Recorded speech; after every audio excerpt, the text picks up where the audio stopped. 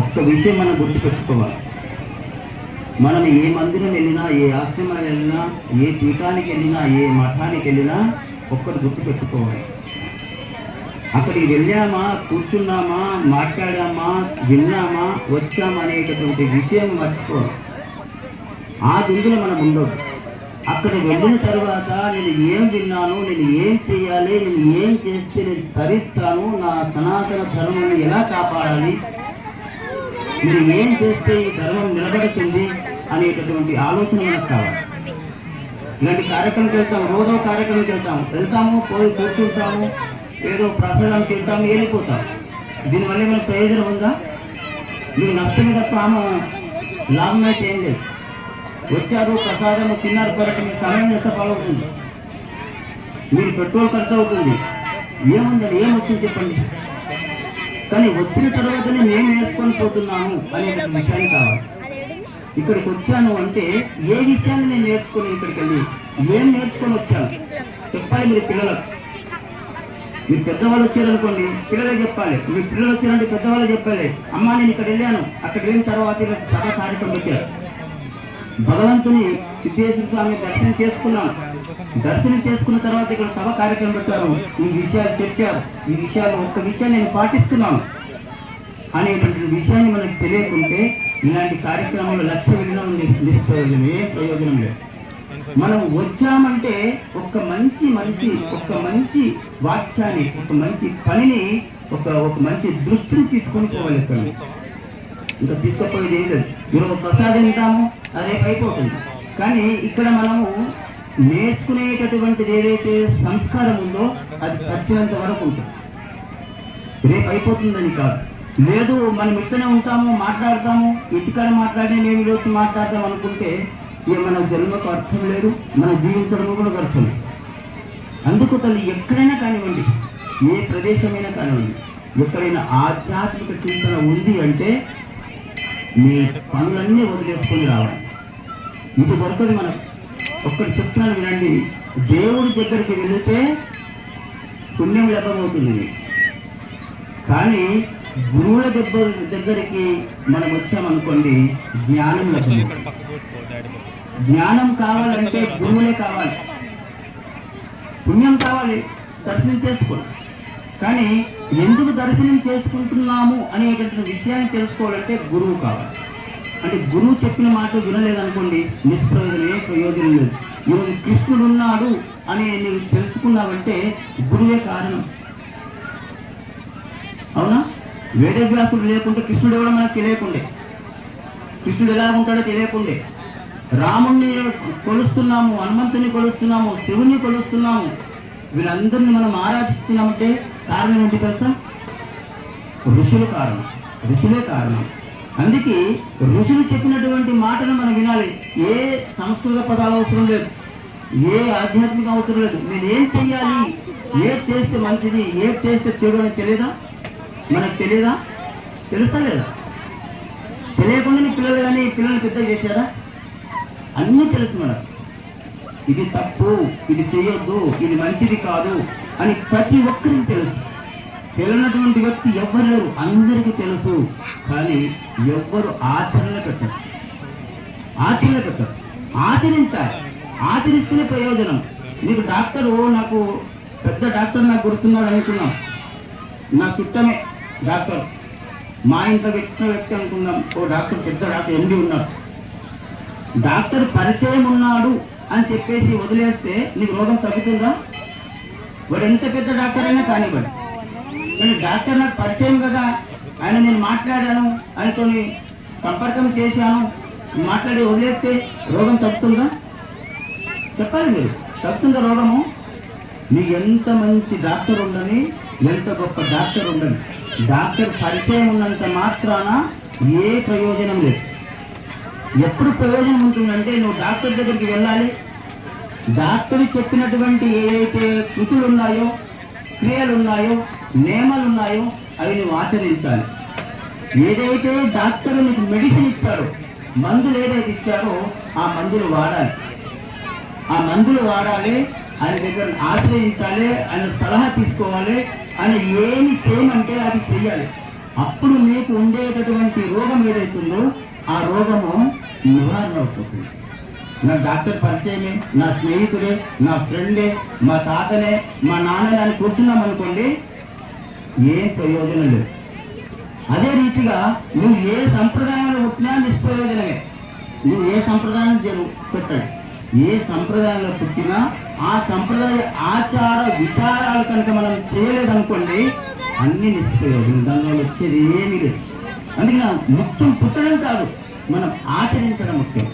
అందుకే మన భారతీయ సనాతన ధర్మము ఇంత గొప్పగా ఎందుకుందంటే మన ఋషుల ద్వారానే ఉంది.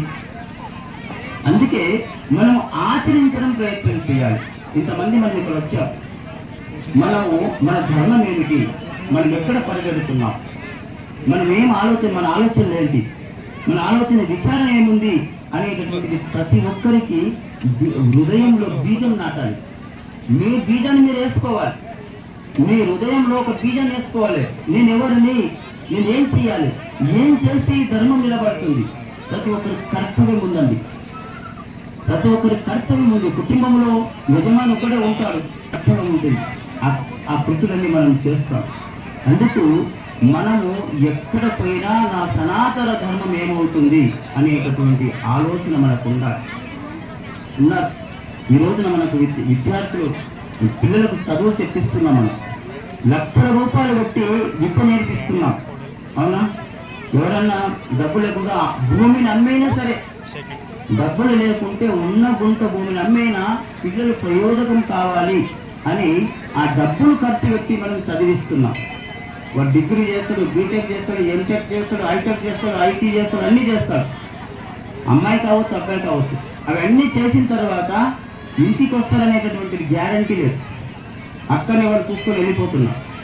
మళ్ళీ ఇంటికి అడుక్కోవడానికి పెట్టలేదు. ఉన్న భూమిని అమ్మేసుకొని చదివిస్తే కనీసం ఇంటికి వచ్చి అమ్మా నాన్న అనేటటువంటి దుస్థితిలో మనం ఉన్నామన్నప్పుడు విద్య ఈ రకంగా విద్య నేర్పించాలి పిల్లలకు. మనం ఈ విద్య అంటారా, దీనికి ఏదైనా అంటారా?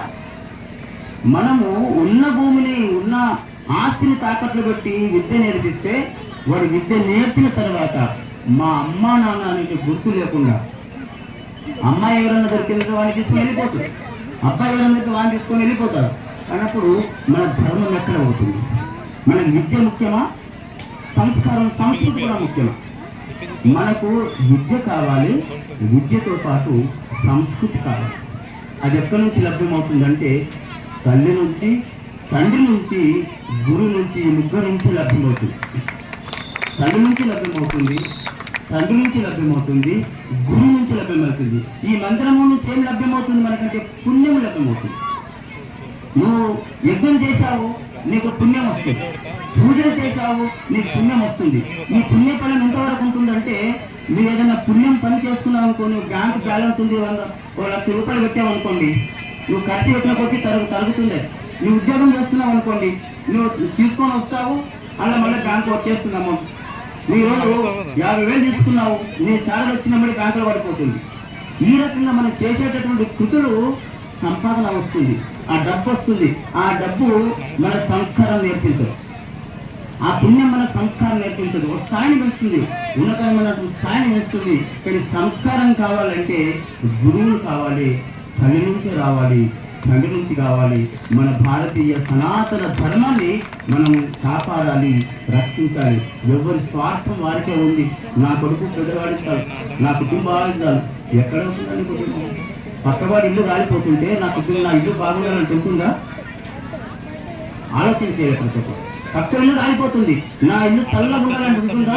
పక్కవాడి ఇల్లు కాలబడింది అన్నప్పుడు నువ్వు తీసుకెళ్ళి నీళ్ళు పోయాలి. నీ ఇంటికి ఏ రోగ కాదు. పక్కవాడి ఇంటి వాడు వెళ్ళిపోయాడు, ఎవరు తీసుకొని వెళ్ళిపోయారు, నాకేముందని మనం ఉంటున్నాం అనుకోండి, మన ఇంట్లో కూడా వెళ్ళిపోతుంది. ఒకసారి పక్కవాడి ఇంట్లో వెళ్ళిపోయింది అన్నప్పుడు అందరూ జాగ్రత్త కావాలి. ఈ స్థితి నాకు రావద్దు అంటే ఏం చేయాలి అంటే పిల్లలకు సంస్కారం నేర్పాలి, సంస్కృతి నేర్పాలి. అమ్మ అంటే ఏంటో చెప్పాలి, తాత అంటే ఏమో చెప్పాలి, అత్త అంటే, మామ అంటే. మనకు మన భారతీయ సనాతన ధర్మంలో కుటుంబం ఉంది. నన్ను గుర్తుపెట్టుకోండి, మన ధర్మంలో, మన సంస్కృతిలో కుటుంబం అనేటటువంటి ఒకటి ఉంది. పూర్వకాలము 8 మంది, 9 మంది, 10 మంది, 12 మంది అన్నదమ్ములున్నా ఒక్క దగ్గరే ఉండేవారు. ఇప్పుడు యుద్ధంలో ఉండడానికి సాధ్యం లేదు. ఎందుకు అంటే ఆప్యాయత అనేటువంటి కోల్పోతున్నాం మనం. రోజు రోజుకు ఆప్యాయత ప్రేమను కోల్పోతున్నాం. ఆప్యాయత ప్రేమ కలగాలంటే అరే అన్న నావాడే, తమ్ముడు నావాడే అనేటువంటి భావన మనకు కలగాలి. కానీ కొన్ని దేశాలకు వెళ్ళండి, జనాలు ఉన్నారు, కుటుంబాలు లేవు. మీరు చూడండి, సంస్కృతిని సర్చ్ చేయండి, విదేశాలను సర్చ్ చేయండి. మీరు అమెరికా సర్చ్ చేయండి, ఏముంది వాళ్ళ సంస్కృతులు ఏముంది సర్చ్ చేయండి. కుటుంబాలు ఉండవు, మనుషులు ఉంటారు. గుర్తుపెట్టుకోవాలి, మనలో కలిసి ఉండేటటువంటి అన్న, తమ్ముడు, భార్య, చెల్లె, అత్త, మామ, తండ్రి, కొడుకు అనేటటువంటి భావన ఉండదు. ఓన్లీ జనాలు మాత్రం ఉంటారు, కుటుంబాలు ఉండవు.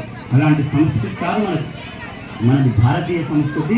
ఋషులు అందించినటువంటి సంస్కృతి ఏదైతే ఉందో ఆ సంస్కృతి గొప్పనైనటువంటి సంస్కృతి. అంటే ఈ సంస్కృతిని మనం వదిలేసామనుకోండి, మనకు నిష్ప్రయోజనం, మన జన్మ నిష్ప్రయోజనమే. అందుకని దయత నుంచి మాతృమూర్తులను నేను చెప్తున్నాను. ముఖ్యంగా తల్లుల దగ్గరే ప్రారంభమవుతుంది. తల్లులే పిల్లలకు నేర్పించాలి, సంస్కారం నేర్పించాలి. తల్లులే నాన్నకు ముఖ్యమని చెప్పాలి, తల్లులే మామకు ముఖ్యమని చెప్పాలి, తల్లులే అత్తమ్మకు ముఖ్యమని చెప్పాలి. ఇది మనం చెప్పుకుంటూ వెళ్ళామనుకోండి, తల్లి చెప్తే వింటాడు పిల్లడు. ఎవరు చెప్పినా వినకపోయినా తల్లి చెప్పిందని తట్టుకుంటాడు. ఓబిమని ఏడుస్తుంటాడు. ఒక్కసారి తల్లి హృదయాన్ని కట్టుకుందనుకోండి, ఏడుపు మానేస్తాడు. చూడండి, దెబ్బ తగిలినా సరే, రక్తం కారుతున్నా సరే, ఒక్కసారి తల్లి హృదయాన్ని కట్టుకుంది అనుకోండి, ఏడుపు మారుతాడు. ఎంతో బాగున్నా అంటే తల్లి మాతృత్వంలో శక్తి ఉంది, ఎవరు మార్చలేరు, కానీ తల్లి మార్చగలుగుతుంది. అందుకని తల్లి మీద బాధ్యత ఎక్కువ ఉంది. కాబట్టి తల్లులందరూ కూడా దయతలించి పిల్లలకు సంస్కారం నేర్పించండి, మార్కులను చూడకండి. 30 మార్కులు వచ్చిన వాడు జీవించగలుగుతారు, 40 వచ్చినా జీవించగలుగుతారు. మనకు 100 కాబట్టి 100 కాదని చెప్పట్లేదు, 100 వచ్చినా సంతోషమే. కానీ పెద్దలకు గౌరవించకుండా మీరు మార్కులను చూశారనుకోండి, నెక్స్ట్ జనరేషన్ ఏమవుతుంది, ఇంకో 10, 15, 20 సంవత్సరాల లోపల మీరు ఏదో అనాథాశ్రమం తిరగాల్సి వస్తుంది. నీ కొడుకు మంచిగా చదువుతాడు, కానీ నువ్వు అనాథాశ్రమంకి వెళ్తావు. వాడు వస్తాడో రాడో తిరిగినటువంటి వ్యక్తి గురించి నువ్వు ఆలోచించి చదివించడం ముఖ్యం కాదు. ఇంటిలో ఉండేటటువంటి సంస్కారం పెంచాలి అన్నప్పుడు భక్తి లోపల ఉండేటటువంటిది ఏదైతే ఒక విషయం చెప్తాం.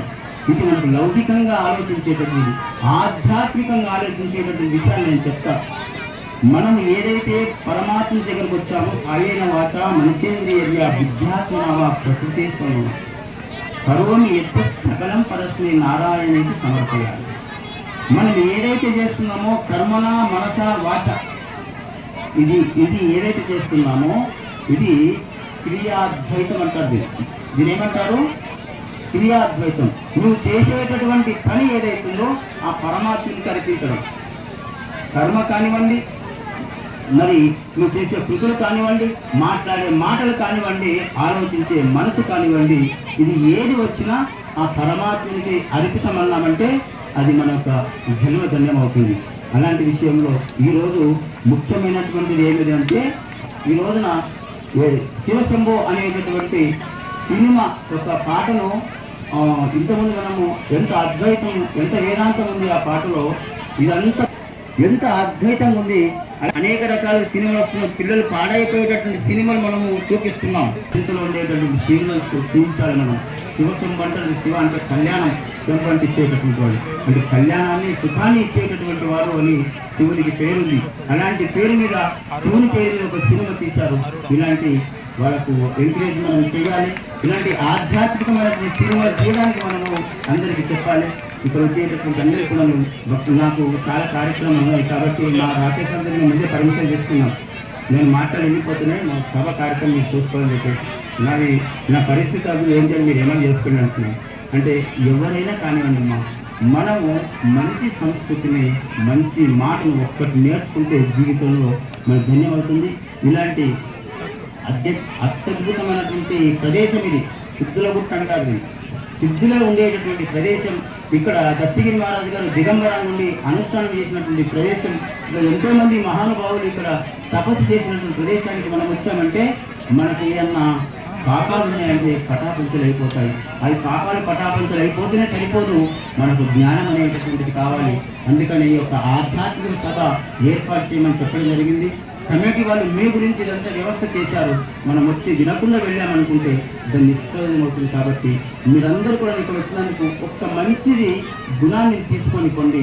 ఏదైనా చెడు అలవాటు ఉంటే సీరియల్ చూసేది ఉండని, పాన్ తినేది ఉండని, బీడీ తాగేది ఉండని, సిగరెట్ తాగేది ఉండని, మందు తాగడం ఉండని, ఏదైనా ఉండని ఒక్క చెడును భగవంతుని మొక్కి ఈ రోజు నుంచి ఆ పని నేను చెయ్యను అని మొక్కేసిపోయారనుకుంటే మీ జన్మ సార్థకతం ఉంటుంది.